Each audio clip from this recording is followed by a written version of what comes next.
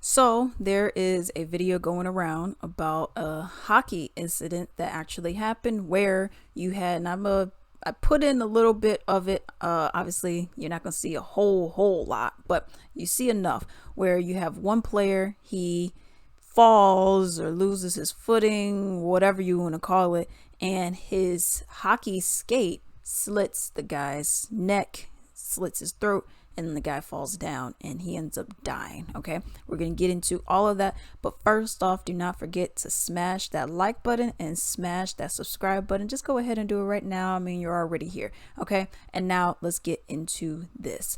All right, so first off, we're gonna be talking about that. Now, people were saying, was this intentional? Was it not intentional?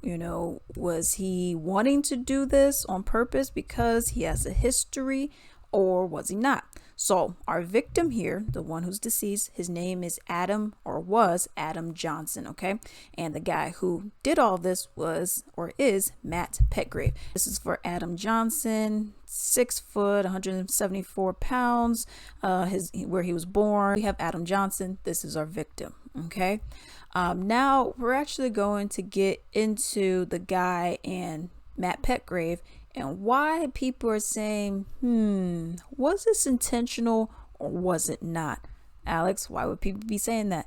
Well, you'll see why people are saying that. And down below in the comments, I want you all to let me know, do you think this was intentional? Do you not? Are you a hockey fan and maybe you've seen this kind of stuff before? Or you're a hockey fan and maybe you haven't seen this kind of stuff before? But let's get into this. Who was hockey player Matt Petgrave? Okay, so they say he's from Toronto, Ontario, born on January 29, 1992. He began his professional career in the late 2010s in the American Hockey League. During the 2017-18 season, Petgrave played for the Tampa Bay Lightning affiliate team, the Syracuse Crunch, and then he went on to have stints with Laval, Rocket, and Montreal, affiliates. All right, now we're going to get a little bit into why people were saying that he is the most penalized person and why he has just kind of been a problem on the ice. All right.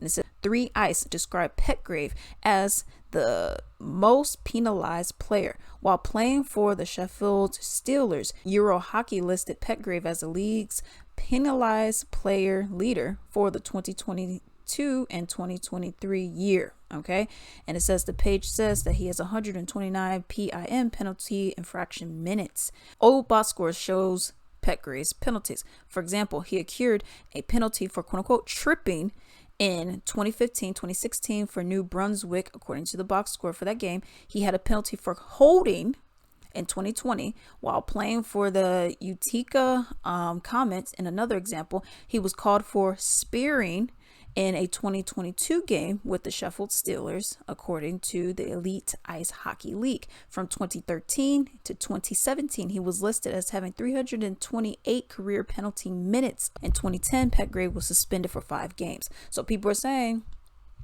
okay, this dude may have done it intentionally because he has a history of just being that guy.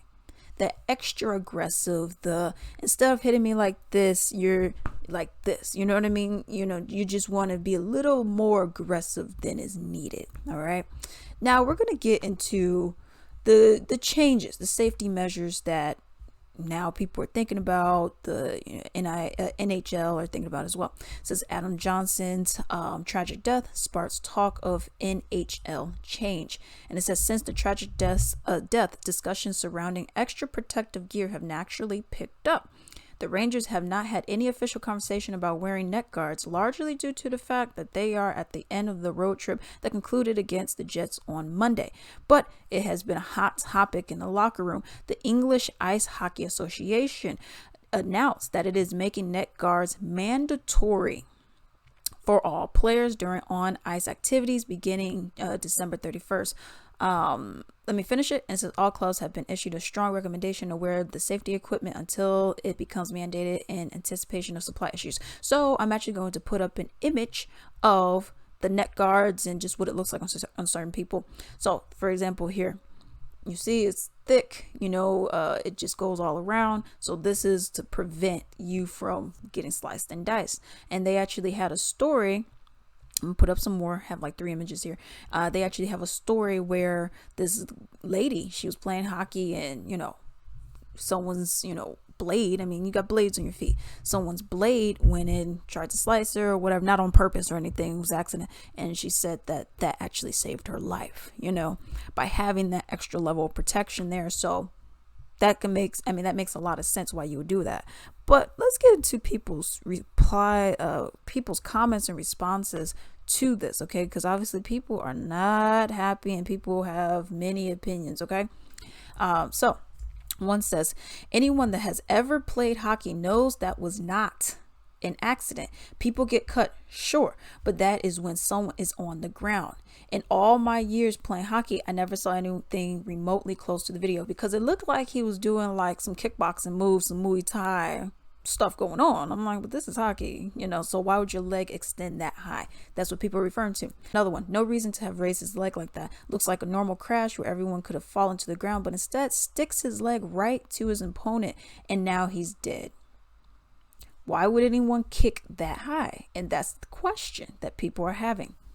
Why would anyone lift their leg that high knowing how sharp these blades are?